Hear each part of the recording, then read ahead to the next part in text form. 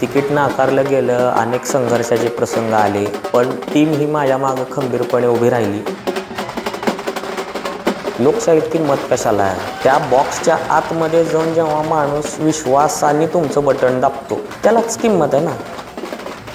लोकांच्या प्रश्नांची जाण असणं हे राजकारणाला फार गरजेचं असतं. बरोबर. आणि त्या प्रश्नांची उकल ज्याला फास्ट होती तो ते प्रश्न सोडवू फास्ट शकतो.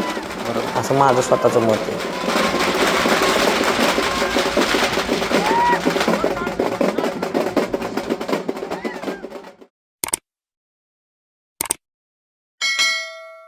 पंढरपूर नगर परिषदेचे नवनिर्वाचित नगरसेवक ओमकार जोशी आज आपल्यासोबत आहेत. तर आज आपण त्यांच्यासोबत बोलणार आहोत की त्यांची सुरुवात कशी झाली आणि इथून पुढं त्यांचं राजकीय जीवन आणि त्या सगळ्या गोष्टी ते कसं बघतायत. असं कधी वाटलं की आपण सामाजिक क्षेत्रात किंवा राजकीय क्षेत्रात जावं? काय आहे, राजकारणाची आवड मला शाळेत असल्यापासून आहे. म्हणजे मी अगदी पहिली दुसरीला असल्यापासून माझे वडील पत्रकार असल्यामुळे त्यांच्याशी कायम राजकारणाच्याच गप्पा मारायचो.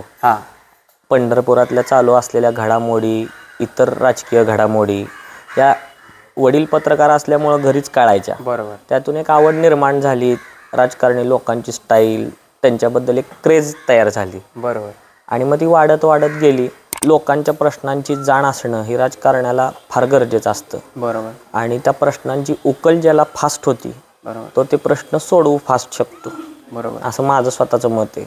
आणि वडील पत्रकार असल्यामुळं ते जरा जास्त सोपं जातं. बरोबर. बरोबर. इतके वर्षात पंढरपूरचं राजकारण हे एक संस्थात्मक राजकारण म्हणा, तर या अवतीभोवतीच राजकारण फिरत होतं. तुमच्या मित्रांचा सपोर्ट कसा मिळाला तुम्हाला आणि त्याची आखणी कशी केली तुम्ही? काय मित्र सोबत असल्यामुळं तर हे सगळं यश मिळवणं शक्य झालं. मित्र जर सोबत नसले असते तर यातलं काहीच झालं नसतं. बरं. कारण टीम ही खूप महत्त्वाची असते आणि त्या टीमचं स्पिरिट हे शेवटपर्यंत कमी झालं नाही. बरं. तिकीट नाकारलं गेलं, अनेक संघर्षाचे प्रसंग आले, पण टीम ही माझ्या मागं खंबीरपणे उभी राहिली. आणि शेवट निवडणूक ही माझ्या सगळ्या मित्रमंडळांनीच खांद्यावरती घेऊन पार पाडली. असं म्हणलं तर काय वावगं ठरणार नाही. निवडणूक माझी होती, पण ते स्वतः उमेदवार आहेत एवढ्या ताकदीनं ते सगळे माझ्यासाठी पडले. 2016 साली निवडणूक झाल्यानंतर 2022 का 21ला निवडणुका लागण्याची एक 21ला व्हायला पाहिजे होत्या. बरोबर. पण नंतर प्रशासनाच्या हातात गेल्या गोष्टी. म्हणजे जे कलेक्टर आहे, कोरोनामुळं काय झालं, निवडणुका लांबणीवर गेल्या. 2016 साली आमच्या मनामध्ये इच्छा होतीच तरुण मुलांच्या की आपण कुठंतरी प्रतिनिधित्व करावं. पण तेव्हा निवडणूक पहिली झाली तेव्हा माझं शिक्षण सुरू होतं. बरोबर. मी पुण्याला शिकायला होतो. त्याच्यानंतर 2021 सालच्या निवडणुकीला मी उभं राहायचं ठरवलं होतं. बरोबर. पण कोरोनामुळं निवडणूक पुढं गेली आणि ती पुढं 4 वर्ष पुढं ढकलली. त्यामुळं 2025 उजाडलं. नाहीतर 2021लाच झालो असतो. 2016ला तुमचं नगरपालिका इलेक्शन झालं. होय. 2014ला नॅशनल इलेक्शन झालं. बरं. पण 2016ला ती लाट कॅरी फॉरवर्ड झाली. त्याच्यानंतर तुम्ही या विचारसरणीकडं कसं ओढला गेलात आणि त्यानंतर म्हणजे तुम्ही विचारसरणीत्मक राजकारण करायचं डोक्यात घेतलं की समाजकारण आणि तरुण लोकांच्या ह्याच्यामधनं आपण काहीतरी करू शकतो असं काही विचार केला का? मुळामध्ये काय आहे, मला स्वतःला विचारसरणी ही काँग्रेसची जवळ वाटते. काँग्रेस का जवळचं वाटतं? किंवा मी मुळात जातपात मानत नाही, त्यामुळं मला काँग्रेसचं थोडंसं जवळचं वाटतं. मग तुम्हाला वाटतं की बीजेपी जातपात करते? बीजेपी कट्टर हिंदुत्ववादी पक्ष आहे. कट्टर हिंदुत्ववादी. मी स्वतः हिंदुत्ववादी आहे, पण कट्टर हिंदुत्ववादी मी नाही. बरं. मी हिंदू असल्यामुळं मला हिंदू धर्माचा अभिमान असणं हे काही दुमत नाही. पण मी हिंदू आहे म्हणून इतरांचा मी द्वेष करणं ह्याच्यावर माझं ऑब्जेक्शन राहणार 100%. त्यामुळं तर मी ईद असो, काय कुठलाही मुस्लिम समाजाचा सुद्धा कार्यक्रम असो, मी त्यांच्यात सहभागी होतो. ते सगळेजण माझे मित्र आहेत, मला ते आपुलकीनं बोलवतात. माझं मुळात म्हणणं काय आहे, राजकारणामध्ये जात पात पार्टी हे कुठंतरी आता बाजूला ठेवून काम काय करू शकतो आपण लोकांसाठी.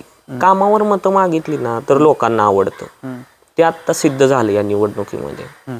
माझ्या विरोधात सुद्धा असे अनेक प्रचार केले गेले, बर. पण नेतृत्व आणि एक व्यक्तिमत्व हे मला मोदींचं प्रचंड आवडतं. वा वा. आणि मी त्या मोदींच्या नेतृत्वाकडं आकर्षित झालेला तरुण होतो. बर. त्यामुळं मी भारतीय जनता पार्टीचं काम केलं. सगळीच मतं काय आपल्याला पटत नसतात. बरोबर बरोबर पण देशाला नेतृत्व कोण देऊ शकतं बरोबर तर ते नरेंद्र मोदी देऊ शकतात. बरोबर. या ह्यानी आम्ही त्यांच्याकडे आकर्षित झालो होतो, भारतीय जनता पार्टीकडं. तुमचं एक असं एक छवी की तुम्ही परिचारक घराण्याशी जास्त संलग्न होता. मी त्यांच्यासाठीच काम करत होतो. बर आणि प्रशांत मालक हे आमचे नेते होते. बर आणि मी परिचारक पार्टीचाच कार्यकर्ता होतो. बर. यात काय लपवून ठेवायचं काय कारण नाही. तुम्हाला एका विशिष्ट पार्टीकडनं किंवा त्या पार्टीचं तुम्हाला चिन्ह मिळालं नाही किंवा तुम्हाला तिकीट नाकारलं गेलं असं डायरेक्टली मी तुम्हाला म्हणतो. त्यावेळेसच्या भावना आणि त्यानंतर जे डिसिजन घ्यायचे होते त्या डिसिजनमध्ये ते घेताना तुम्ही वैयक्तिक विचार करून केलं की तुम्ही तुमच्या अवतीभोवती तुमचा जो ग्रुप आहे त्या सगळ्यांना विचारात घेऊन केलं? मुळात मला स्वतःला प्रचंड विश्वास होता की मला परिचारक पार्टीकडून तिकीट मिळेल. बरं. पण काही कारणाने तिकीट नाकारलं गेलं. बरं. त्याच्यानंतर आम्ही सगळ्या मित्रांशी चर्चा केली, कुटुंबाशी चर्चा केली आणि आमचं निवडणूक लढायचं जवळपास फायनल होतं. बरं. कुठल्याही परिस्थितीत निवडणुकीतनं माघार घ्यायची नाही ह्याच्यावर मी, माझे मित्र, कुटुंब सगळे ठाम होतो. त्यामुळं एकदा चर्चा केली मी सगळ्यांशी आणि निर्णय घेऊन टाकला. तुम्ही ज्या टायमाला प्रस्थापित लोकांच्या विरोधात उभारता आणि त्यातनं अपक्ष उभारता पण ती खूप कमी लोकांना प्रसिद्धी मिळते. पण ज्यांचं लोकांमध्ये वावरणं आहे, ज्यांचं लोकांच्या ह्याच्यामध्ये लोकांसाठी कामं केलेली आहेत अशाच लोकांना प्रसिद्धी मिळते. तुमच्या ज्यांची तयारी असते निवडणूक लढण्याची लोकांमध्ये जे जातात त्यांना प्रसिद्धी मिळते. बरोबर. आता त्या प्रसिद्धीचा तुमच्या अपक्ष उभारण्याला आणि अपक्ष निवडणूक लढवण्याला आणि निवडून येण्याला किती मदत झाली त्याची? भरपूर झाली. मुळामध्ये काय आहे, हा जो वॉर्ड आहे या वॉर्डातल्या गल्ली बोळातनं मी लहान असल्यापासून खेळलेलो आहे. त्यामुळे इथला असा एक सुद्धा बोळ नाही की जिथं मी लपाछपी खेळलो नाहीये, क्रिकेट खेळलो नाहीये, तिथले माझे मित्र नाहीयेत, सुरपाट्या खेळलो नाहीये, असं कुठलं सुद्धा ठिकाण नाही. त्यामुळं आपले प्रचंड मित्र या भागामधले. आणि त्यामुळे ओंकार जोशी कोण आहे हे काही नव्याने सांगायची गरज कोणाला पडली नाही. हा उमेदवार आहे हे सांगण्याची गरज पडली, पण ओंकार जोशीला आम्ही ओळखत नाही असं काही इथल्या भागात झालं नाही. जातीय राजकारण खूप आहे आपल्या पंढरपूरला. जातीय एका अंगाचा तुम्हाला किती फायदा झाला आणि तुम्ही कसं बघता या सगळ्या गोष्टींकडे? मुळामध्ये मी काही जातपात मानत नाही आणि माझे सगळ्या जाती धर्माचे जवळचे मित्र आहेत ज्यांच्या मी ताटात सुद्धा जेवतो. त्यामुळं मला कुठल्या जातीच्या चौकटीत कोण बसवू शकलं नाही. आत्ताच्या निवडणुकीमध्ये सुद्धा सगळ्या जाती धर्माच्या लोकांनी मला भरभरून मतं दिली. बरोबर. पार्टीला ओलांडून माझ्यावर प्रेम केलं लोकांनी. बरोबर. म्हणजे कित्येक लोक होती की त्यांनी आजपर्यंत परिचारक मालकांच्याच उमेदवाराला मतदान केलं होतं, त्यांनी सुद्धा मला त्यांच्या विरोधात मतदान केलं. बरोबर.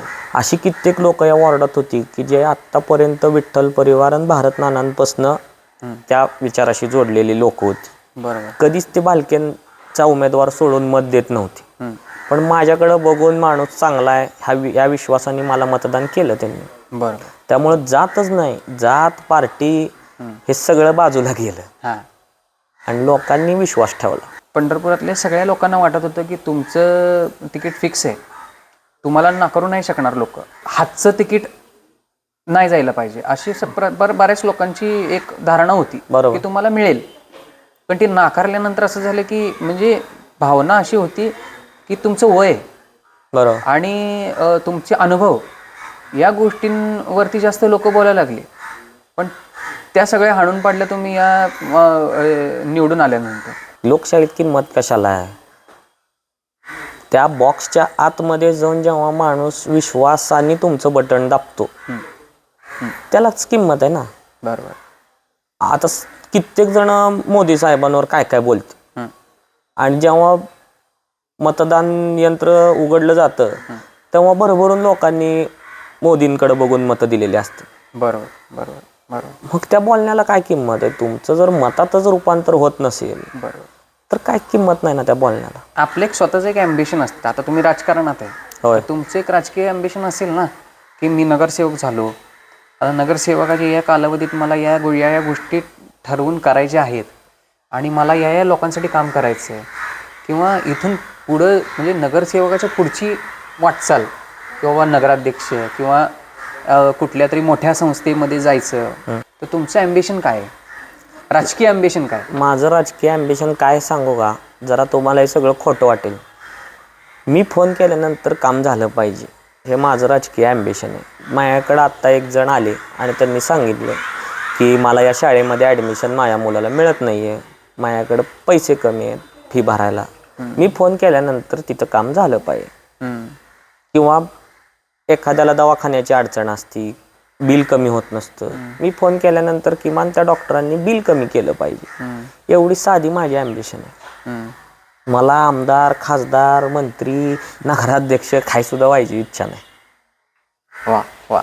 हे झालं ना तर त्या बाकीच्या गोष्टी पुढच्या आहेत. पण जर लोकांचीच कामं होत नसतील तर आपल्या ॲम्बिशनला काय किंमत नाही. जर नॉर्मली जरी तुम्ही कोणाच्या कुठला तरी मुद्दा आहे आणि त्याला जर तुम्ही विरोध केला, तर ते तुमच्या वैयक्तिक राजकारणावरती 100% येतच. म्हणजे आपल्याला जे पटतं मनाला ते आपण करायचं, आपल्या मनाला जे पटत नाही ते करायचं नाही. आणि राजकारणावर परिणाम म्हणजे काय होईल? आता एखादी भूमिका आपली पटली नाही लोकांना, 2030 साली पाडतील आणि पटली तर निवडून देतील. राजकारणावर परिणाम होतो म्हणजे काय होतं? निवडणुकीमध्ये पराजय होतो. पराजयाला ज्याला भीती वाटते त्यानं राजकारणच करायचं नाही, त्यानं घरी बसायचं. आता पंढरपूरच्या पायाभूत सुविधा ह्याच्याविषयी तुम्ही कशी आखणी करणार? आणि अपक्ष असल्यामुळे तुम्ही एकटे अपक्षात, होय. पायाभूत सुविधांसाठी काय हालचाल करणार? मुळामध्ये काय आहे, नगराध्यक्ष ताई जरी एका गटाचे असतील आणि परिचारकांची जरी मेजॉरिटी आलेली असेल, सगळ्या कमिट्या जरी पंढरपूर मंगळवेढा शहर विकास आघाडीकडे म्हणजे परिचारक मालकांकडे गेलेले असतील, तरी सुद्धा प्रणिताताई या नगराध्यक्ष आहेत, मेजॉरिटी परिचारक मालकांची. हे तुम्हाला जरी दिसत असलं बाहेरनं, तरी यातलं कोणच असं नसतं की आपण मांडलेल्या एखाद्या विकासाच्या मुद्द्यावर हे आपल्याला विरोध करतील. ही लोक सुद्धा वर्षानुवर्ष लोकांची कामं करतच राजकारणात करतात ना. बरोबर. त्यांनी लोकांची जर कामं केली नसती, लोकांची कामाची आडवाडवी केली असती, दोन्ही पार्ट्या म्हणतोय मी, तर ह्यांना लोकांनी स्वीकारलं असतं का आता? मला एकट्याला एक अपक्ष आहे म्हणून मी बोलतोय, त्यांचे 24 नगरसेवक आहेत. बरोबर. इकडं या 11,000च्या मताधिक्यांनी नगराध्यक्ष झाल्यात. त्यामुळे विकासाचा जेव्हा एखादा मुद्दा मी मांडीन तेव्हा मला स्वतःला गॅरंटी आहे ना की ते दोन्ही पार्ट्या माया मागं उभ्या राहतील. आणि आता राहिला प्रश्न कॉरिडॉरचा, तर कॉरिडॉर हा केंद्र सरकारचा महत्त्वाकांक्षी प्रोजेक्ट आहे. मी निवडून येण्याच्या आधी इथल्या कॉरिडॉर बाधितांना शब्द दिलेला आहे की कॉरिडॉरचं संकट जेव्हा त्यांच्यावर येईल तेव्हा त्यांचं पुनर्वसन होण्यासाठी किंवा त्यांच्या मागण्यांचा आवाज उठवण्यासाठी मी 100% भांडताना तुम्हाला दिसेल. आणि तो शब्द पाळणार म्हणजे पाळणार. बरं. मी म्हणत नाही की मी कॉरिडॉर कॅन्सल करून दाखवतो, कारण कसं आहे, एखाद्या निवडणुकीपुरतं आपण खोटं बोलू शकतो, पुढच्या निवडणुकीला मला परत उभा राहायचं आहे हे आजच सांगतो. बरोबर. तेव्हा लोक काय म्हणणार, 5 वर्षापूर्वी खोटं बोलला, आता याला मत देऊ नका. बरोबर. मला तो काही ठप्पा घ्यायचा नाही, जेवढं माझ्याकडनं होईल ते प्रामाणिकपणे करणं.